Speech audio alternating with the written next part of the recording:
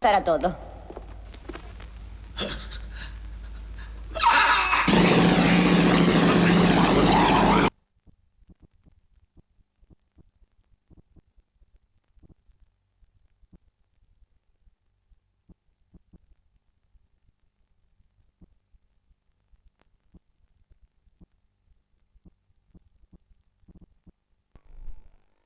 Instituto Nacional de Toxicología. Yo creo que su aportación en este debate puede ser muy interesante. Doctor Cabrera Forneiro, ¿qué es el hachís exactamente? Bueno, yo en primer lugar quería felicitarme por no ser ni político, ni comisario de policía, ni literato famoso. O sea, me alegro de ser médico porque los médicos tenemos una visión más simple. Más sabe usted lo que me alegro de que sea usted médico también.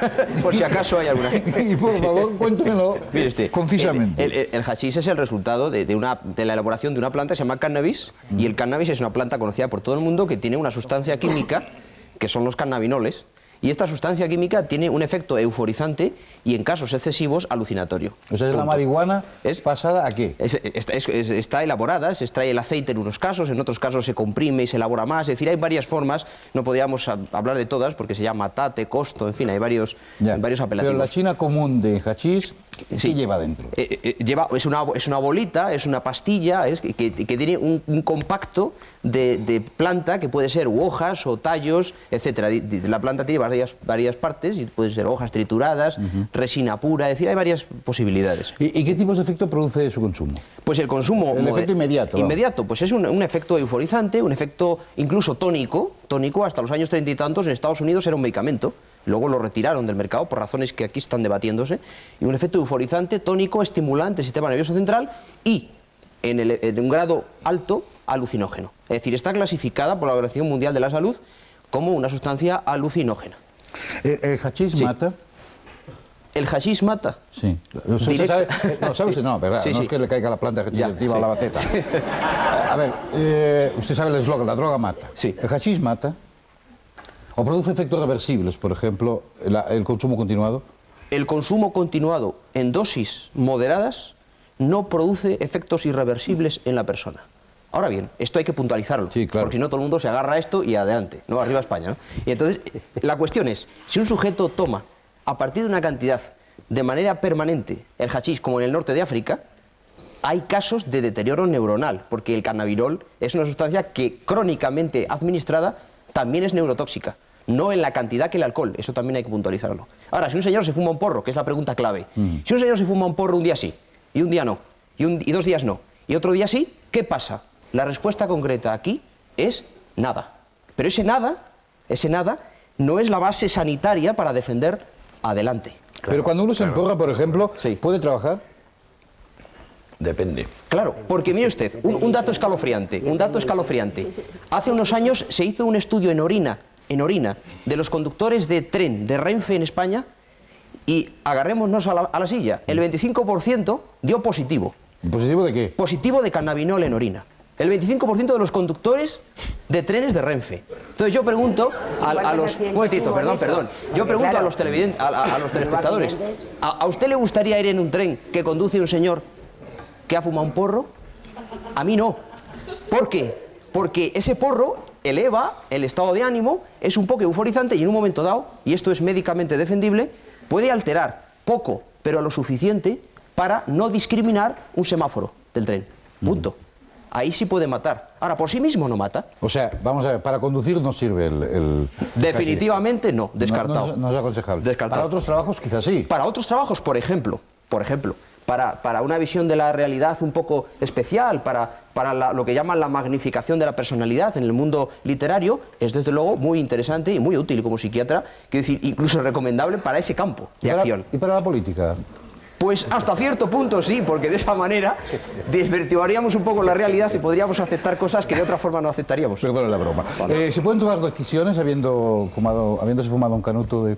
Decisiones de poca importancia, sí. Decisiones de gran importancia, no. Por una razón muy simple. Porque a nada que tengas un pequeño efecto embriagador con el hachís, no tienes todos los elementos de la realidad para tomar la decisión. Así de claro. ¿Se puede estudiar? Estudiar con dificultad. Estudiar, fumar un canuto mientras uno está estudiando, por ejemplo. Con dificultad. No se concentra lo mismo que tomando anfetaminas. ¿Hacer deporte? ¿Qué? ¿Hacer deporte? ¿Hacer deporte? Sí, se puede hacer deporte. ¿Hacer el amor? También. pero no tanto como muchos creen. ¿Cuál es la relación de nocividad entre el tópico de siempre, el hachís, el tabaco y el alcohol? La noción de... La relación de nocividad. De nocividad está claro. El alcohol es la droga dura, más dura que existe ahora mismo en el mercado occidental. A continuación, el tabaco, sin duda. Y en tercer lugar, el hachís. Eso es definitivo. Está usted hablando de drogas no duras. No, yo Me estoy refiero hablando... cuando... yo del alcohol hablo como droga dura, pero bueno, cada cual puede... pero más dura que la heroína y que la cocaína. ¿Eh? ¿Más dura que la heroína y la cocaína? No, por eso digo que está perdón. usted dejando aparte... Bien, estoy dejando aparte digo para que quede claro de cara a nuestros espectadores, ¿sí? Opiáceos, cocaínas, etcétera. Se usa en medicina, me ha dicho, ¿no? Se ha utilizado durante muchos años. Ahora no. Ahora no, por razones que son políticos, sanitarios, sociofamiliares. Es decir, Estados Unidos fue un parte de la farmacopea. Es un antiglaucomatoso, es un antiasmático, el cannabinol es un buen diurético, es hasta antiséptico. Lo que pasa es que hay otras cosas mejores que el cannabinol. ¿Se pasa del hachís a la cocaína y a la heroína? No siempre. Es decir, no ¿Casi es una... siempre? Tampoco. No es una relación directamente proporcional como en muchas ocasiones se ha defendido. Ahora bien, el que ha picado en una droga blanda, entre comillas, tiene más posibilidades psicológicas de pasar a otra. Eso que quede claro. ¿Algunos de ustedes que hacen...? Yo quería hacer una Dice usted de las pregunta. prohibidas. De las prohibidas. Por efecto de la prohibición, ¿usted cree que porque el hachís está prohibido, cuando uno lo toca, tiene más posibilidades de caer en la cocaína y en la heroína? No, yo digo que cuando abres una puerta y no pasa nada... Pero la puerta de la puedes abrir prohibición, otra. dice usted. Sí, la puerta de la prohibición. Por Si eso. tú abres la puerta... Por tanto, la prohibición, es decir, romper la prohibición en el hachís da más posibilidades de caer después en la cocaína que si estuviera legalizado, o, un momento, discúlpeme, Sí. o provoca más la caída en el alcohol. No.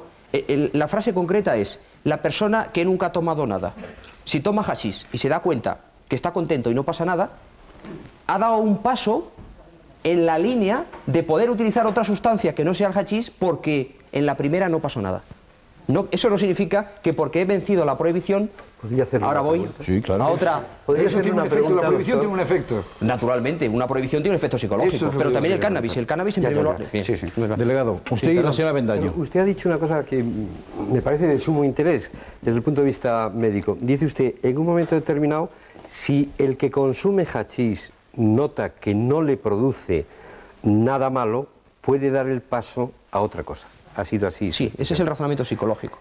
Luego, una posición que llevara a condenar la sustancia de forma demoníaca, es decir, como el mal de todos los males, llevaría al sujeto, cuando lo consume, a comprobar que no es así. Y como usted ha dicho muy bien, abrir el camino de drogas más duras. Quiero decir, una literatura correcta sobre el umbral de las drogas sería bueno en el seno de nuestra sociedad. Sería definitivo, sería básico. La formación en profundidad. Señora Bendaño. Sí, yo le quería preguntar, ¿crea adicción el consumo de hachís? El consumo de hachís de manera moderada no crea adicción física. ¿Psicológica? Psicológica, sí, en la medida de que para estar en una situación de euforia se sabe que se está más fácilmente tomando un hachís que tomándose un zumo de pera. Más o menos que el tabaco. Sí. Un momentito.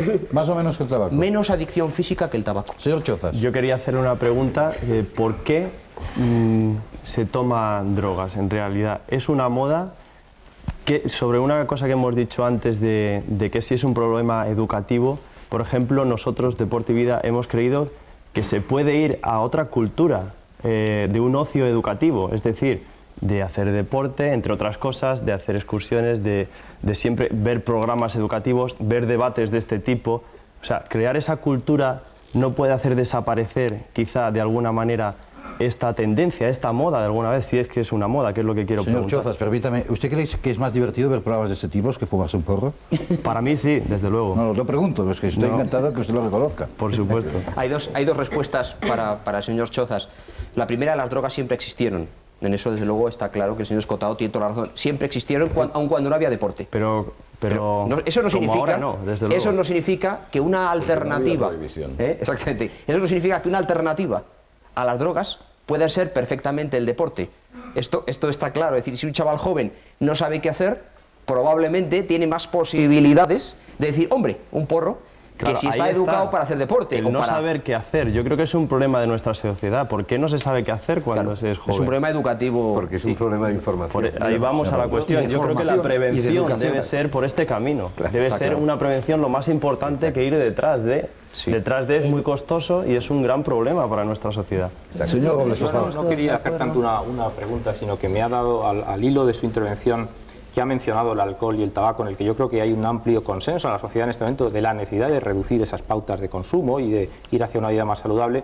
Hombre, parece un contrasentido, ¿no? Es decir, que cuando la sociedad se está planteando hacer campañas de formación, de prevención, de reducción del consumo abusivo del alcohol y del tabaco, diéramos pasos en sentido contrario en el hachís, aunque sea más o menos. Es decir, yo lo que digo es, si estamos en este momento en la posibilidad de formar bien, y yo insisto, la formación se hace en los colegios, se hace con la buena formación de los educadores, de los profesores, también de los padres, que muchas veces no saben qué decirle a sus hijos, y se hace también con buenos programas como este. Es decir, este programa aporta información, pero muchas veces yéndonos a debates menos profundos. Es decir, no solamente no hacemos información, sino que creamos confusión. Entonces, yo lo que digo, estamos en el momento de formar bien para las drogas y para que no haya consumidores, porque si no, después nos encontraremos que estamos diciendo que nos lamentamos de que haya mucho tabaco y que hay mucho alcohol. Vamos a evitar que haya tantos consumidores, vamos a hacer una buena política de prevención. Señor Robles, le agradezco los elogios, pero le he pedido si quería preguntar y usted ha aprovechado para colarme el discurso otra vez. Es que yo creo que lo del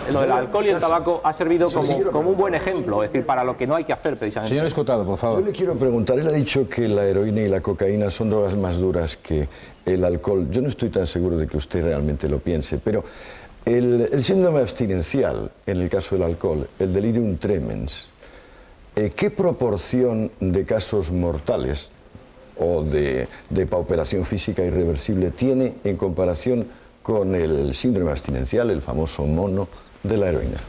Voy a ser cáustico como usted porque me gusta su pregunta. El síndrome de abstinencia a la heroína raramente mata a una persona. Bien. Primera respuesta médica. Yo no soy, como ya saben, no soy un político, soy médico.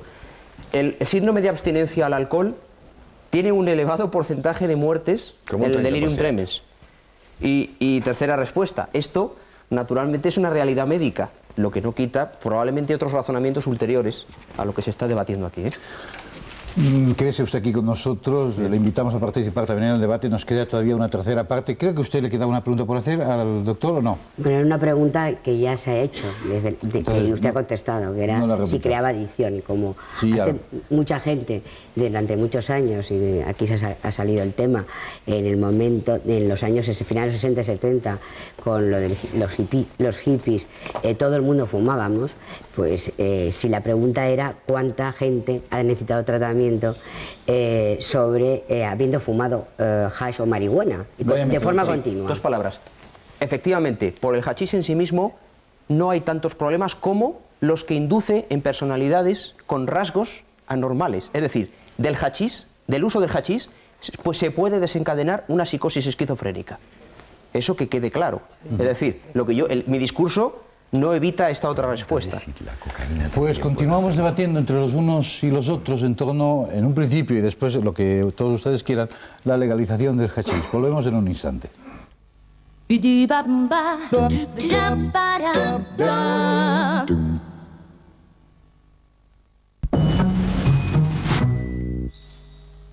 En cabinas, la tarjeta telefónica. Hoy para llamar desde aquí, lo fácil es la tarjeta, lo cómodo es la tarjeta, el futuro es la tarjeta. Tarjeta telefónica, tu monedero electrónico. Da mucho que hablar. Descúbrelo. Ágil de movimientos. De paso firme y seguro. Es el Ford Pro, un ejemplar único. ¡Feliz Navidad! Si haces las compras de Navidad con tu 4B antes del 30 de noviembre, pueden salirte gratis. ¡Tachán! El día 4B. Unidos pensando en tu familia. Unidos para que te sientas seguro. Unidos por las cosas que más quieres. Dos grandes compañías de seguros han unido su futuro para proteger el tuyo. AGF Unión Fénix. Unidos por un futuro mejor. ¿Por qué aparece la calvicie aquí y no aquí? Muy fácil. En la parte superior existe menor riego sanguíneo, al contrario que en los lados donde existe mayor estimulación. Así funciona Estimubit. Las pulsaciones de Estimubit dan un masaje que reactiva la circulación y favorece con resultados sorprendentes el crecimiento natural del cabello. Estimubit de Doval.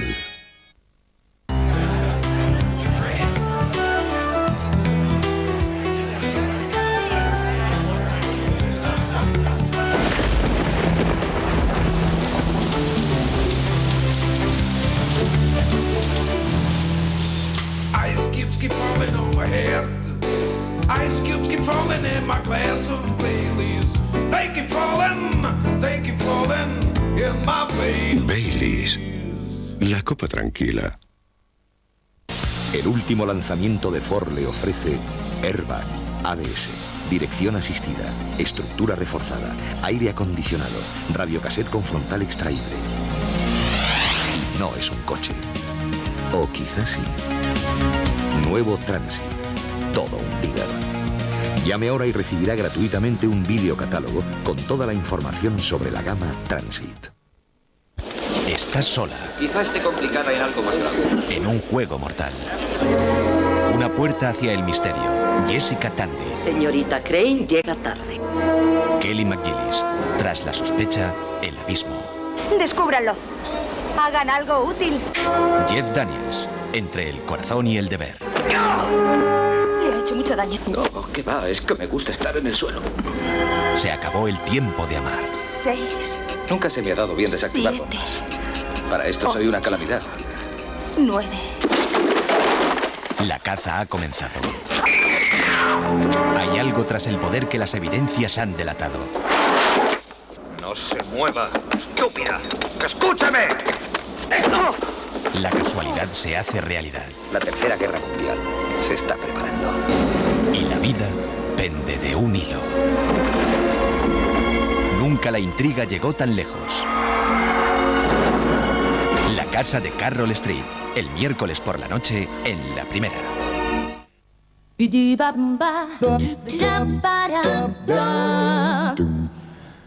Seguimos aquí en La Primera, entre los unos y los otros, hablando de la legalización del hachís, o tal como lo hemos titulado nosotros en forma de interrogante, ¿el chocolate del oro será esa legalización?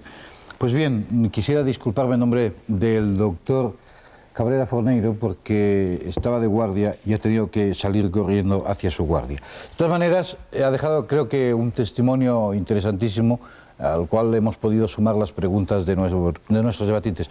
No sé si me había pedido la palabra usted, señora Bendaño. No, yo la había pedido solo para la intervención y de momento no tengo nada más que decir.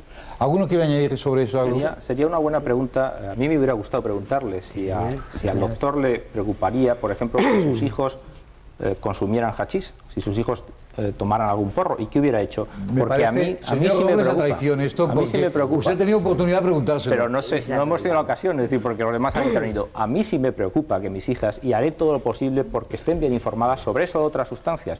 Y yo creo que sería bueno que él nos hubiera dicho en su caso personal, qué es lo que estamos hablando, el caso de personas concretas, de padres de este país, de familias, de chicos, de adolescentes, si nos preocupa o no nos preocupa que la gente consuma determinadas sustancias que en todo caso todos estamos de acuerdo, algún efecto nocivo tiene sobre la salud. Yo creo que es que tenemos, sin embargo, a lo mejor una ambigüedad o una contradicción en lo que usted o tú llamas información o campaña de información y lo que yo llamo información o campaña de información. Evidentemente yo estoy medio prejuiciado porque llevo 25 años estudiando esto, tanto mediante la vía del bioensayo como abriendo los oídos a lo que me dicen los demás o a lo que se ha escrito o lo que se ha hecho en este terreno.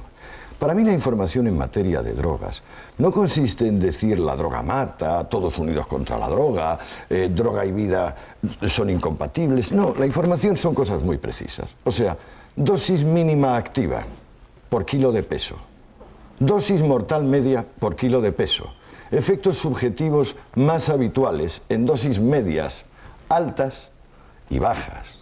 Efectos orgánicos más habituales en dosis altas, medias y bajas. Efectos de mezcla de estas drogas con otras, es decir, combinaciones. Señor Escotado, costo de sabe que hacerlas. Todas las sustancias no tienen el mismo información. efecto en las mismas personas, para empezar. Es decir, no se administra las mismas dosis a las mismas personas. O sea, que va a valer para yo no llevo tantos años, no llevo 25 años, porque usted me lleva algunos más, pero llevo 15 años estudiándolos. No he hecho un bioestudio, desde luego, en mi propia situación, pero sí he hecho un estudio en profundidad, y le puedo asegurar que no hay muchas personas que se atrevan a defender que las drogas son buenas. Es decir, podremos llegar a otra conclusión, pero que se atrevan a defender que las drogas es como si me dice que las nubes o el horizonte son culpables. No, las nubes son extraordinarias y el horizonte también, las drogas no. Es decir, lo pueden ver muchos. Mire usted, hablemos con los padres de este país, hablemos con las madres, hablemos con los padres, informemos con ellos. Ellos nos dirán si les preocupa o no. No, yo llamo formación. Yo creo que los padres padecemos el problema. Afortunadamente en este momento ya estamos suficientemente informados y tenemos una postura clara, porque también llevamos muchos años trabajando en este tema y creo que también tenemos algo que decir. Hay un dato que es evidente, Yo no conozco a ningún joven que se haya metido en drogas como puede ser la heroína o la cocaína, sobre todo la heroína, sin que previamente se iniciara en el consumo del hachís. Es un dato real. Y a mí en este tema lo que me preocupa sobre todo es qué garantías de control por parte del Estado, de mi Estado, tengo de que a los menores, y ya no son mis hijos, son los que vienen, a los menores no van a tener acceso al hachís. Yo quiero esa garantía, por eso hablo del control previo de las redes del narcotráfico y, por supuesto, de una venta a personas adultas que libremente decidan. Lo que me da muchísimo miedo es esa puerta abierta a niños de 12 y 13 años, que es casi con toda seguridad la puerta definitiva a otro tipo de consumos, como es la heroína y la cocaína. Y eso lo quiero dejar así de claro. Maite Martínez, bueno, por orden de petición. Gracias. A este respecto, yo la pregunta que haría, ya que se ha ido el doctor, a los que estamos aquí, ¿cuántos fumadores de hash han pasado a tomar otras drogas como la heroína y la cocaína? Porque el dato simplemente de que los que consumen heroína o cocaína hayan consumido antes hash, yo le doy la vuelta. O sea, ¿cuántos de las personas que están consumiendo hash y marihuana han pasado a tomar otras drogas? Pero además hay otra cosa con respecto a la información y formación. Hay fármacos, y lamento que se haya ido el doctor, que sí que crean dependencia. Y en cambio hay un control sanitario y también hay unos folletos explicativos. Lo que pasa que a veces son muy crípticos y no se leen, pero existen, ¿no? Entonces hay fármacos que se toman para que nos los dan los médicos y que crean mucha más dependencia que, desde luego, que la heroína seguro. Digo que la heroína, perdón, que el hash también. Pero que estamos hablando ahora del hash y de la marihuana, que es lo que quería recordar. Sí, mira, una política de formación, de información a este respecto, es lo que creo que se debe hacer, porque si no estamos diciendo... Esa pregunta tiene contestación. Yo también quería decirle... Porque la memoria del plan nos dice que en España hay 640.000 cocainómanos habituales y 150.000 heroinómanos habituales. De esos habituales, los estudios también nos dicen que el 60% de ellos han pasado antes por el hachís. Es decir, que 480.000 personas, de esas que hoy están enganchadas, han pasado por el hachís. Si hay una relación de causa-efecto. Vamos a ver, todos los que hemos tomado hash vamos a tomar heroína, pero no quiero preguntar. No, yo quería decir que gente que fuma hachís, por ejemplo, una edad, digamos, de 16, 17 años, la mayoría de ellos, Maite, no llegan a otras drogas. Yo hablo de gente adolescente, de niños, hablo de esos. Y de esos, desgraciadamente, las estadísticas reales, te hablo de un conocimiento de 3.500 chavales que tratamos en nuestro equipo en la provincia de Pontevedra, se iniciaron el consumo de hachís a los 12, 13 años y han llegado irreversiblemente al consumo de heroína y de cocaína. Y chavales con 20 años que son piltrafas humanas. Muchos de ellos en prisión, otros muertos, otros tirados por la calle. Hablo de eso. Hablo de niños, por eso yo quiero garantías por parte del Estado. Personas adultas, yo tengo amigos de mi edad, de casi 50 años, que llevan fumando marihuana toda su vida y no tienen una vida desestructurada, son personas totalmente normales, tan normal como puede ser yo, que no fumo. Por cierto, yo fumo una vez un porro y me dio alucinaciones, pero me pasé en la dosis, me parece. Quiero decirlo. Pero se ha mirado a ver otras causas que puedan haber llevado a ese tipo de drogas. Se ha mirado a ver la desestructuración familiar, la falta... No os vengáis con esas historias. Mira, perdona, es que eso es mentira. Eso es mentira. En este país... Pero no, primero, que no es mentira. Por parte del Estado siempre se ha dicho... ¿Comían carne? ¿Hay alguna relación de los efectos entre que comieran carne y hayan ido a la cocaína? Perdona un momento, vamos a ver. Policialmente, políticamente, socialmente, se ha tratado de hacer ver que el heroinómano es un ser marginal. Es mentira. Las familias que estamos afectadas por este problema somos familias, en su mayoría, de clase media alta, de clase alta y después, los últimos, la clase baja. ¿Qué ocurre? Que la sociedad a quien ve... Yo no estoy seguro de eso y yo además, sí, y te hablo por estadísticas reales. Yo discrepo de ello. No, tú porque posiblemente vives en un barrio no que lo ves así muy de cerca y a lo mejor efectivamente es una clase más baja. Yo te puedo asegurar... Yo por mi trabajo tengo relación, y lo sabes bien, casi todos los días. Y te digo, precisamente por eso, porque mi trabajo es policial y he estado 21 años de mi vida trabajando en esto, creo que la solución policial, que la solución represiva, para estos precisamente, para los narcotraficantes o para la estructura de otra manera, es distinto. Para estos, mira, la Organización Mundial de la Salud dice que un usuario de drogas es un enfermo, así empieza, es un enfermo con una necesidad insuperable. Por tanto, si es un enfermo, ¿por qué le damos un tratamiento penal? Porque resulta que la oferta ahora mismo se está atacando desde el punto de vista penal y desde el punto de vista administrativo, pero no me lleves a ese campo porque yo estoy totalmente de acuerdo ahí. Claro, estoy hablando, espera, te estoy hablando de otra cosa. Te estoy hablando de que las clases afectadas, los chavales afectados, no se corresponden con familias marginales. Carmen, esa es la realidad. Lo que pasa es que después... Estoy de acuerdo contigo en una cosa. Yo estoy muy preocupado. Es que tú preguntaste, dijiste una cosa... ¿Cuántos chicos por consumir hachís están en este país en la cárcel? Dime. ¿Cuántos chicos? No, contéstame. Es que tú has dicho que estamos hablando de penalizar a los consumidores. Yo te digo, no hay un solo chico en este país que esté en la cárcel por consumir hachís. No lo hay. Hombre, si hay una sanción, no, perdona, no lo hay. Pero si es una sanción administrativa, ¿cómo va a estar en la cárcel? Por lo tanto, no lo hay. No, pero perdona, tampoco hay análisis que no lo hay. Y no lo debía de haber. Por lo tanto, no desviemos el debate. Es decir, no estamos poniendo el énfasis en los consumidores, por favor, estamos poniendo el énfasis en los narcotraficantes. Estamos diciendo que no hay que levantar. Los consumidores, perdona. Por favor, señor Robles. Hay tratamientos alternativos. Tengo un especial interés. Alternativos. No es nada personal, pero permita que termine con lo que estaba diciendo. Tengo un especial interés en que quede clara una cosa. A ti te preocupan tus hijas, yo tengo 2 hijas. Me preocupa muchísimo. Yo también tengo 2. Me preocupa muchísimo. Además, fíjate, una tiene 20 años, 21 años recién cumplidos y la otra 15. Fíjate en qué momento están. Me preocupa muchísimo y la desaconsejo el uso de hachís. Pero me preocupa más que estén bien informadas. Claro, pero entonces... ¿De eso estamos hablando? Claro, no, tú al principio hablabas de la necesidad de la represión. Y el narcotráfico, perdona. Yo te digo que gran parte de lo que va a la represión debe de ir a información, formación, educación y a enseñar a nuestra gente, a las generaciones venideras, sobre todo, a convivir con la droga sin necesidad de caer en ella. No me digas eso a mí. Señor Chozas, intervenga usted porque lleva media hora levantando el dedo. Tenga usted valor, intervenga. Gracias.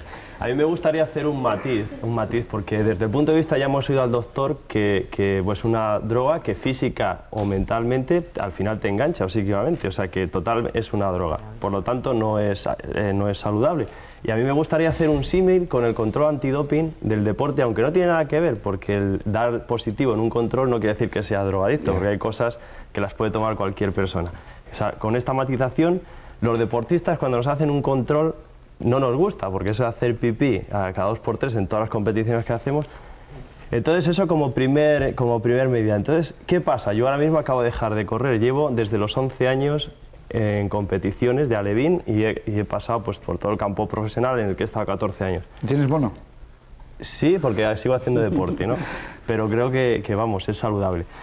Entonces yo lo que ahora reflexionando digo, ¿qué pasa con el control? ¿Qué ha hecho en mi vida deportiva? Primero, que me mantenga en una calidad de vida y que si no lo hubiera habido, yo para aumentar mi rendimiento hubiera tomado pues anfetaminas o algo así, porque no estaría prohibido como hacían en otras épocas de la vida, ¿no?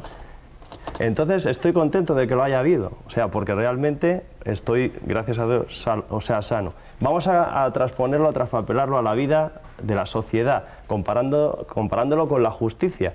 ¿Por qué un deportista no da 2 veces positivo? Porque se le acaba su carrera, que en el caso de la sociedad es ir a la cárcel, ¿no? Entonces ahí vamos a la aplicación de la ley, para castigar mucho más, o sea, poder castigar, si hay que modificarlas, yo creo que se debería modificar a los narcotraficantes, y sin embargo salvar al pobre que ha caído y que ha cometido hasta delitos, pero es que no tiene posibilidades de salir. Yo creo que habría que cambiarla, si acaso, en este sentido. Totalmente de acuerdo, pero yo lo que quiero es que no haya narcotraficantes. A ver, pero yo quería decir que la represión que hemos practicado durante bastantes años en este país ha servido para justificar al propio Estado. Yo cuando oigo las estadísticas y me dicen que 26.000 narcotraficantes han sido juzgados y sentenciados, me echo las manos a la cabeza. Eso es mentira. En este país, a quien se está aplicando la ley es al pobre pringadillo que está vendiendo 10 papelinas en la esquina, para su propio consumo, y que se le pone una pena mínima de 2 años, 4 meses y 1 día. Sabéis que es así. Mientras que a los narcotraficantes, a los que se empezó a combatir fuertemente, por una falta de legislación, desde mi punto de vista, quizá más acorde, y desde luego con una interpretación jurídica que yo, como no soy jurista, pues no me meto en ella, pero desde luego como ciudadano no estoy de acuerdo, quedan absueltos o con unas penas, vamos, irrisorias. Por lo tanto, la justicia, que es lo que decías tú, no se está aplicando como se debe de aplicar. Para nada. Se está aplicando a los más débiles. De hecho, las prisiones es que están llenas de los más débiles, o de chavales que roban para mantener su consumo, o de los chavales que trapichean para poder sobrevivir.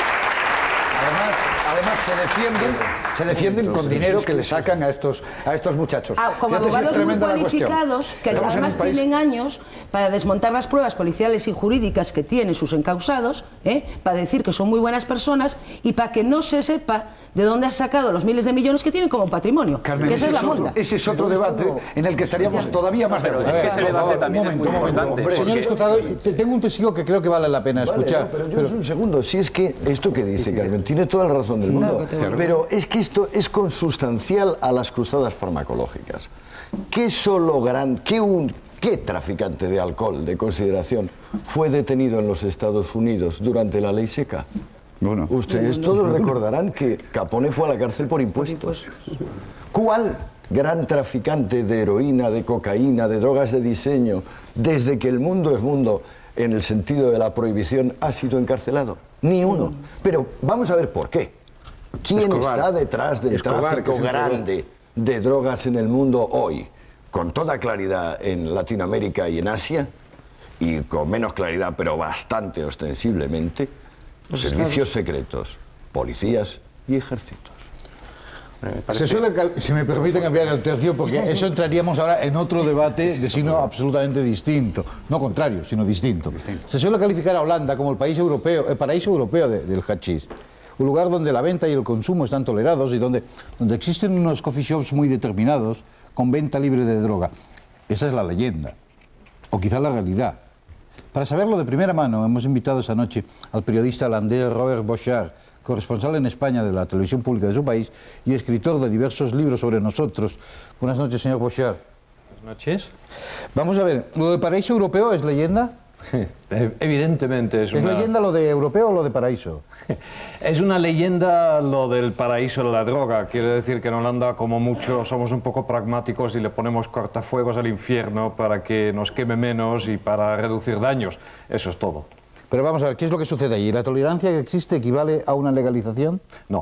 No, y desde luego, sobre todo, no en ese sentido de la leyenda, en ese sentido de que en Holanda todo es viva la Virgen y libre consumo y venta de drogas o drogas blandas. No.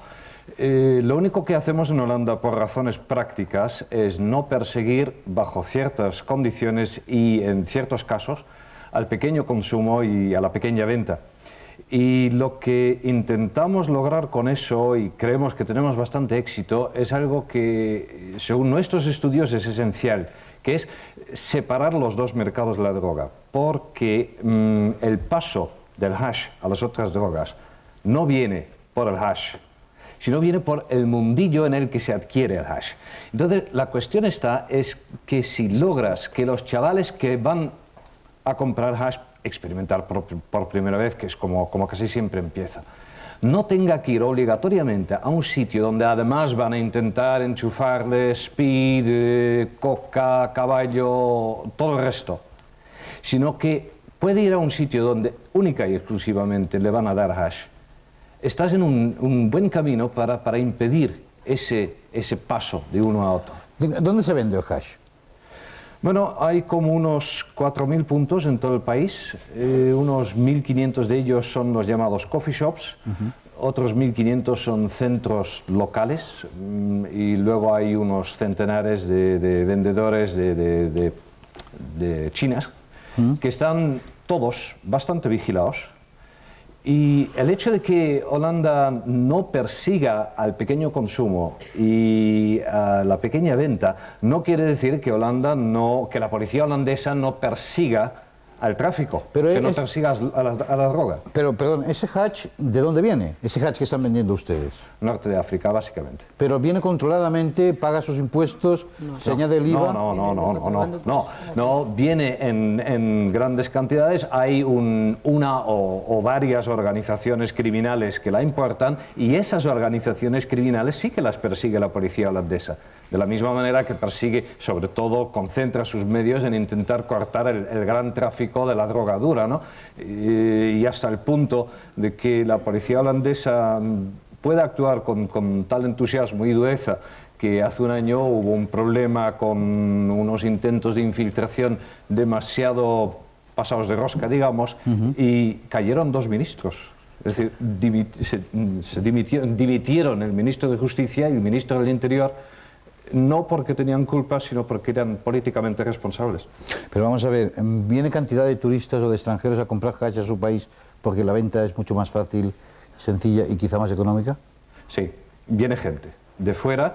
Es uno de los problemas por lo que en Holanda llevamos una cierta discusión con los vecinos, con Alemania, con Francia, porque ellos creen que el sistema de tolerante holandés es una incitación al consumo. Nosotros creemos que no es exactamente así como hay que plantear el debate. ¿Y se han reducido los problemas de salud pública? Sí. La clínica principal que se dedica a la ayuda a los drogodependientes en Ámsterdam, que es la clínica Jelinek, dice que está clarísimo que desde que se tolera el pequeño consumo...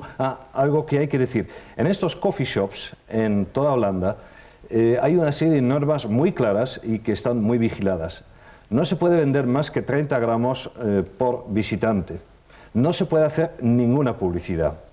No ha habido, por cierto, ninguna explosión de consumo en Holanda por esa tolerancia a la pequeña venta, y estamos ahora mismo en todo el país en un 4,6% de la población que es usuario regular, más o menos, de los productos pues, como hash o marihuana. Me decías la cuestión sanitaria. La clínica Jelinek dice que es muy evidente que ha bajado el problema de salud, que solo tenemos como media en Holanda un 1% de usuarios de hash que tiene algún tipo de problema que requiere atención. En Ámsterdam, donde los programas ya llevan más tiempo y tal, eso ha bajado incluso al 0,5%. Y también se han logrado reducir los otros daños que produce el mundo de la droga, es decir, el robo por conseguir dinero para la droga y ese tipo de cosas. Muchas gracias, señor Bochart. Realmente generaríamos otro debate. Estamos al final de tenemos muy poco tiempo. A mí me gustaría que si alguien ha cambiado de opinión desde su punto de vista personal con respecto a lo que decía al principio del programa, lo avisara. Si no, les voy a dar medio minuto escaso a cada uno de ustedes, pero de verdad medio minuto, para que cierren el programa con sus propias conclusiones respecto a este tema general. Es decir, la legalización de hashish puede ser la única medida para frenar su tráfico, la única medida que nos queda, o realmente hay otras soluciones. Por favor, señor Escotar. Bueno, yo creo que es urgente que nuestros hijos y nuestros nietos empiecen a tomar drogas, ya que las toman y están en la calle, de otra manera, con una actitud distinta del discurso prohibicionista. Creo que el mensaje de la mesura, el mensaje del conocimiento está ahí, está en nuestra mano. Y nosotros podemos perfectamente convencerles de algo que ellos hoy por hoy sienten como hipocresía. Es decir, que el padre le dice que no fume hachís, pero luego es un dependiente del Valium, o que la madre dice lo mismo y es una alcohólica. Maite Martínez. Bueno, en sugerencia de lo que nos ha dicho el señor holandés, es muy importante el separar los dos mercados. Y hay estudios, hay una fundación, una asociación de estudios sobre el cannabis en Barcelona, que ha hecho el estudio de que si una persona consumiera 10 gramos de hachís al día, necesitaría 3,5 kilos más o menos al año. Y si se planta, el poder plantarlo, simplemente supondría esos 3,5 kilos, 1.500 pesetas. Eso significaría que muchas cosas derivadas que aquí se mezclan no existirían. Evidentemente, yo no he cambiado de opinión, estoy por la legalización y, evidentemente, por un debate amplio y sereno de información y formación sobre ese tema. Señor José Manuel Sánchez. Yo tampoco he cambiado de opinión. No, ya sé, nadie ha cambiado de opinión, me parece, por las caras que ponen.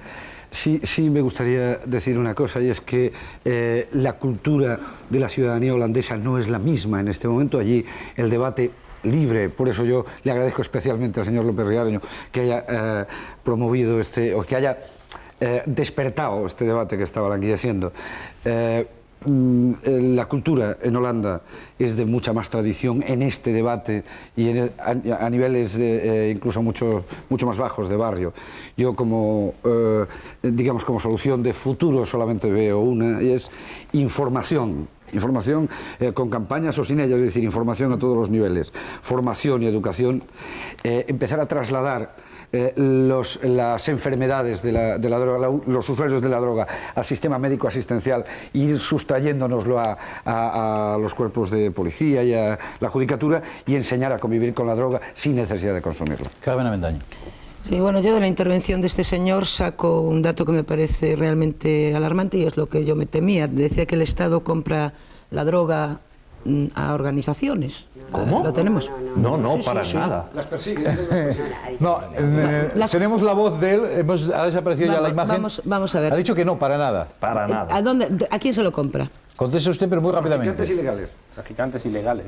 No, el Estado no compra, pero ¿qué locura es esa? Bueno, entonces, ¿cómo lo vende? ¿De dónde sacan ustedes la producción para venderlo en Holanda? Los propietarios de los coffee shops lo compran en el mercado negro, evidentemente. En el mercado negro, que es abastecido básicamente por organizaciones que parten desde Marruecos. Organizaciones mafiosas, criminales. Sí, lo ha dicho, creo que lo ha dicho. Sí. Y estas organizaciones son perseguidas. O sea, es un pequeño contrasentido. Yo lo veo un contrasentido total y absoluto, vamos. Ese era eso. No es contrasentido. No hay ningún contrasentido en eso. Simplemente lo que se hace es no perseguir al pequeño consumo y a la pequeña venta para lograr esa separación de mercados. Es decir, tiene un sentido práctico. Esa parte la entendí, además me parece interesante.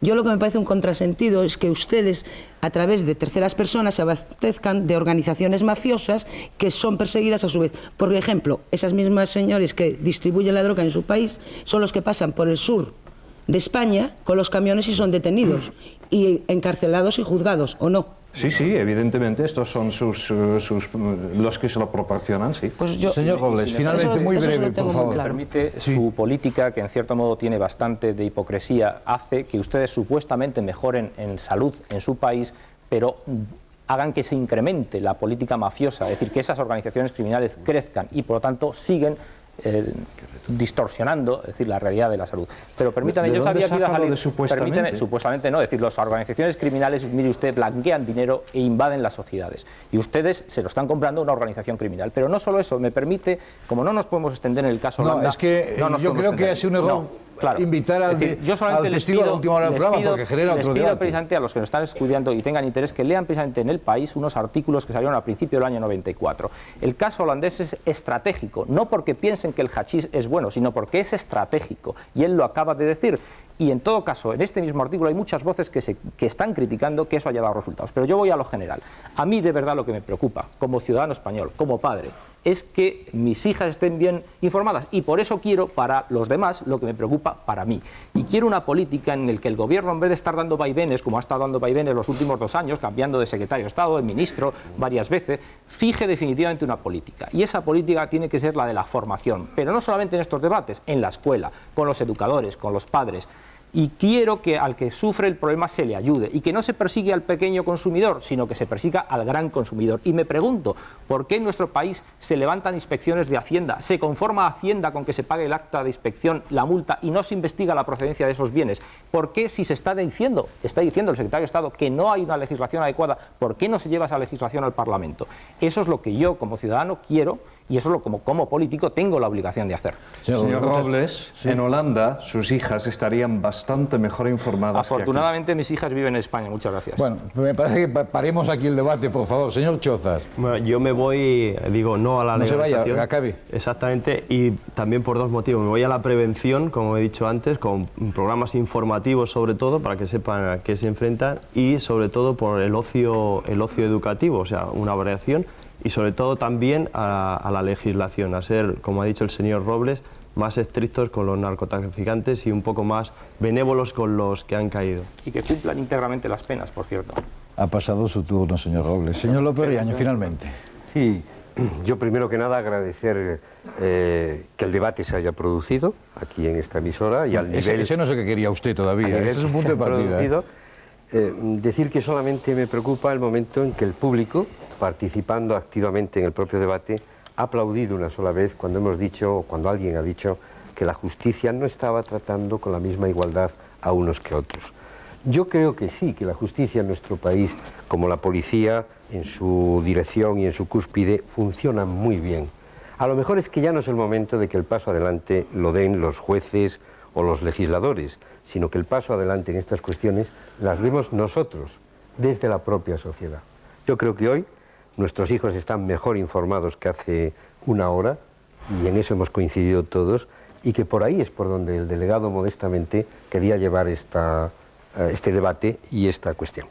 Muchas gracias, no una hora, sino 1 hora y media hace que estamos debatiendo, y quiero darles las gracias a ustedes por estar aquí. Quiero advertirles o informarles que nuestro público no aplaude a petición de nadie, ni hay carteles que den aplauso. Sencillamente, nuestro público ha aplaudido cuando en un momento dado ha creído que estaba de acuerdo con lo que se decía, y que no es habitual. Habitualmente no se aplaude en nuestro debate. Gracias por su presencia, por su atención, por su interés, y les espero la próxima semana en una nueva edición de Los Unos y los Otros. Buenas noches.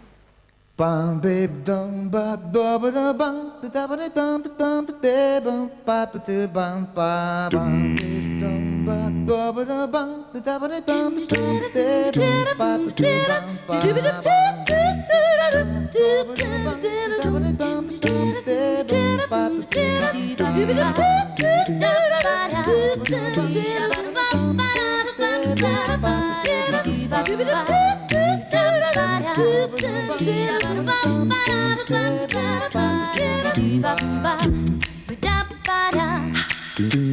Dum